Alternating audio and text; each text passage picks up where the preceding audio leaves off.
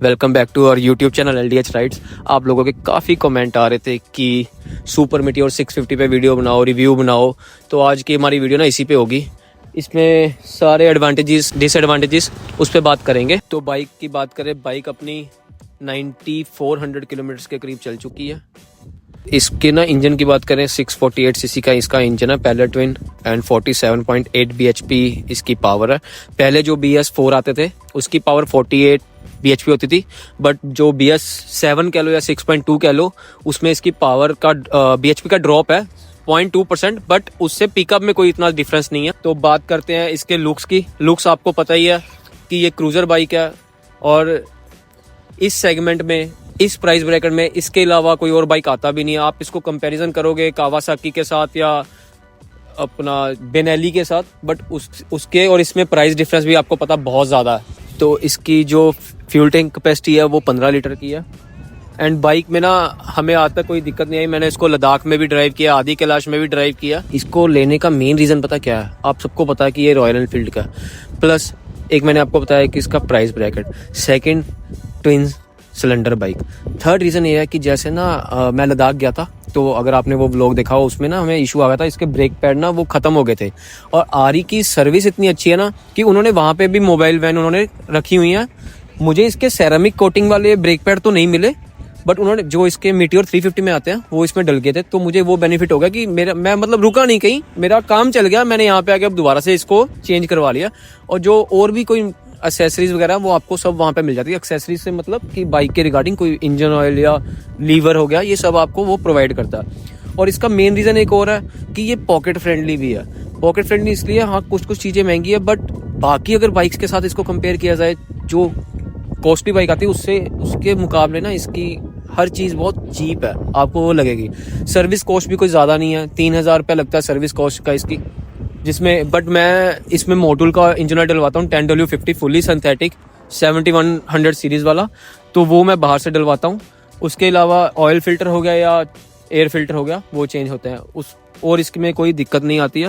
Overall experience की बात करते हैं और इसके ना कॉन्स की बात करते हैं। कॉन्स इसमें सबसे बड़ा जो एक है वो है इसका हेडलैम्प। RE अब सब में यही हेडलैम्प देता है। इसके साथ आपको, अगर आप ट्रैवलिंग करते हो, अगर आप राइड में जाते हो, तो आपको ऑक्सिलरी लाइट्स बहुत ज़्यादा ज़रूरी रहेंगी। इसमें नहीं, कोई भी 650 सेगमेंट में हो, क्योंकि इसकी लाइट इतनी अच्छी नहीं है, उसका थ्रो बिल्कुल अच्छा नहीं है। और इसकी ग्राउंड क्लियरेंस, हमने सच पास किया था तो बार बार ना जो पत्थर थे, स्टोन थे, वो इस पे बहुत ज़्यादा लग रहे थे, क्योंकि इसकी ग्राउंड क्लियरेंस कम होने की वजह से। एक बार तो ऐसा हुआ था, जो इसका साइड स्टैंड सेंसर होता ना, वो भी कट गया था, क्योंकि पत्थर इतने उस पे लगे। तो हम वहाँ पे एक तरह से ना स्टक हो गए थे, बट उसको भी हल किया। और इसका स्प्रिंग उतर जाता साइड स्टैंड का, क्योंकि जब पत्थर लगते हैं। मेन मतलब इसका यही है कि लो ग्राउंड क्लियरेंस का ना बहुत ज़्यादा इसमें इशू है। और थर्ड इशू है इसमें इसकी सीटिंग। इसकी सीटिंग आपको ना बहुत बेकार है। सीटिंग पोस्चर नहीं, सीटिंग।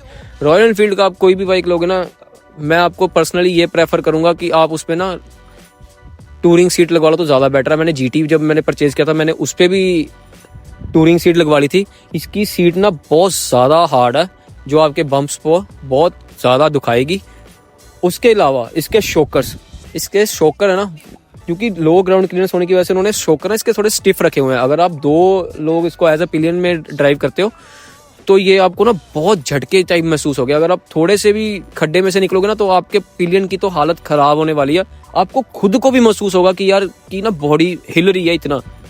अगर सिंगल राइड कर रहे हो तब ठीक है, आप इसमें पैनियर लगा सकते हो, बट अगर आप ऐसे पिलियन करना तो आप अपने कमर को मतलब तैयार करके रखो। अगर आप इसके साथ सोच रहे हो ना कि ऑफ रोडिंग वगैरह करनी है, तो हाँ अगर कहीं फंस गए तो कर सकते हो, बट वैसे ये बाइक उस पर्पस से तो नहीं बना है। और क्योंकि इसकी सस्पेंशन बहुत ज़्यादा स्टिफ है। अब इसके ना वाइब्रेशन की बात करते हैं। हाँ, सब ने कहना है कि इसमें कोई वाइब्रेशन नहीं है, ऐसा कुछ नहीं है। वाइब्रेशन इसमें है, बट वो आपको फील तब होगी जब आप लगातार इसको, कोई भी स्पीड होगी, चाहे 70 हो चाहे 80 हो, जब आप उसको 1 2 3 मिनट सेम स्पीड पे क्रूज करोगे ना, तो आपको हल्की हल्की वाइब्रेशन महसूस होगी अपने फुट पैक्स पे भी, अपने हैंडल बार पे भी। इसमें ये दिक्कत है। विंड ब्लास्ट, हाँ अगर आप स्क्रीन लगवाते हो तो ऑब्वियस है कि उससे विंड ब्लास्ट कम हो जाएगी, बट मैंने इसमें अभी तक नहीं लगवाई है, इसलिए विंड ब्लास्ट थोड़ा सा है। और इसमें एक सबसे बड़ा नहीं, बट एक ड्रॉबैक ये भी है, इसका टर्निंग रेडियस। इसका टर्निंग रेडियस ना बहुत छोटा सा है, तो आपको ना बार बार आगे पीछे करके बाइक को घुमाना पड़ता है। अब इसकी आगे बात करते हैं एवरेज की। एवरेज में कोई दिक्कत नहीं है, शहर में आपको 18 से 20 की एवरेज आराम से दे देती है और हाईवे पे 25 से 26 के करीब दे देती है। आप अगर मैं आपको ऑन एवरेज बताऊं तो एक फ्यूल टैंक पे ये 350 के करीब चल जाता है, 5-10 ऊपर नीचे भी हो सकता है, डिपेंड करता है कि आप इसको कैसे राइड कर रहे हो। और मैंने इसको 140-150 पे भी भगाया, उसमें कोई वाइब्रेशन ऐसे महसूस नहीं होती, कोई हैंडलिंग में इशू महसूस नहीं होता। आपको नहीं लगेगा कि आप 250 किलो के करीब की बाइक चला रहे हो, इसमें ऐसा बिल्कुल फील नहीं होता आपको।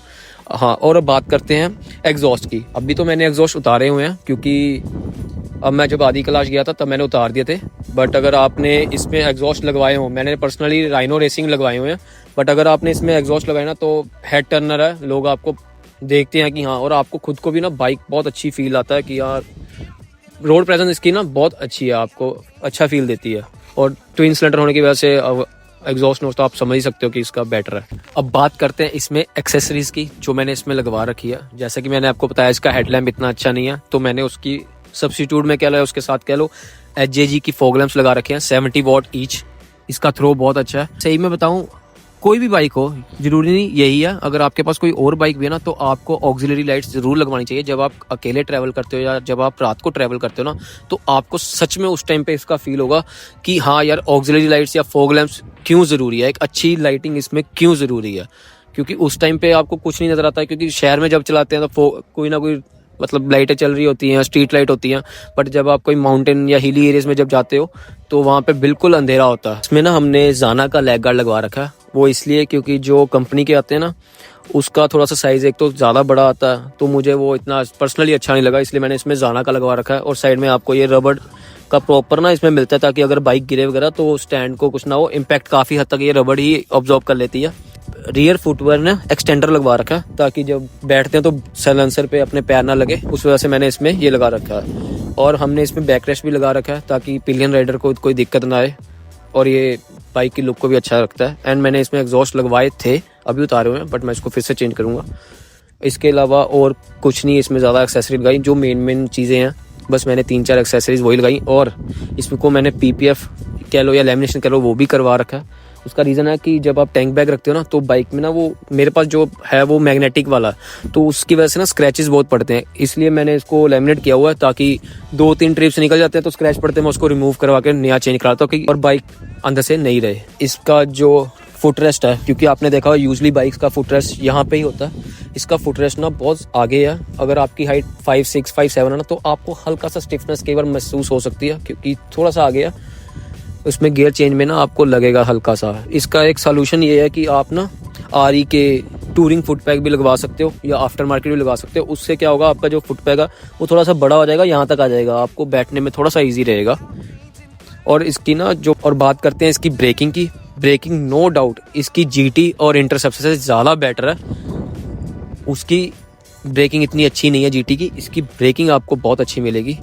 तो अंडर 5 लाख इससे बेटर ऑप्शन कोई नहीं है। जब मैंने ये परचेज़ की थी तब ये 4,50,000 के करीब थी, बट अब GST नॉर्म्स के कारण ये अप्रॉक्सीमेटली 4,80,000 या 85,000 के करीब मिलती है। डिपेंड करता है आपकी सिटी कौन सी है। विदाउट एक्सेसरीज आप मोटा मान लो कि अगर आपने नॉर्मल लगानी है, नॉर्मल यूजेज के लिए, तो 25 से 30 हज़ार के रेंज में अच्छी एक्सेसरीज लग जाती हैं, इवन की ओरिजिनल RE की भी लग जाती हैं। तो अगर आपने कम पैसों में हार्ले के फील लेनी है ना, तो आप ये ले सकते हो। अंडर 5 लाख इससे बेटर ऑप्शन नहीं है। अगर आपको लुक्स चाहिए, क्रूज़र के साउंड चाहिए, तो ये बेटर ऑप्शन है। अब राइनो के या गुरसेवक के कोई भी आपने एग्जॉस्ट लेने, वो 20,000 की रेंज में आ जाते हैं, आप उसको यूज़ कर सकते हो। और हार्ले की छोटी बहन कह सकते हो, ये आप ले सकते हो। और ऐसा मुझे इसमें कोई भी इशू नहीं लगा। मेन इशू है ना, वो मैं आपको अगर बताऊं तो एक तो इसकी ग्राउंड क्लियरेंस में वो भी इशू नहीं है। अगर आपने ऑफ रोड करनी है तब इशू है, ऐसा कुछ इशू नहीं है कोई, और इसमें इतना इशू नहीं है। एक इसमें ना थोड़ी सी सस्पेंशन इसकी स्टिफ है, उसका मैंने इस बार सोल्यूशन देखा था। उन्होंने मेरे को बताया था कि यहाँ से ना आप इसका लेवल चेंज करके उसको थोड़ी सी सॉफ्ट कर सकते हो।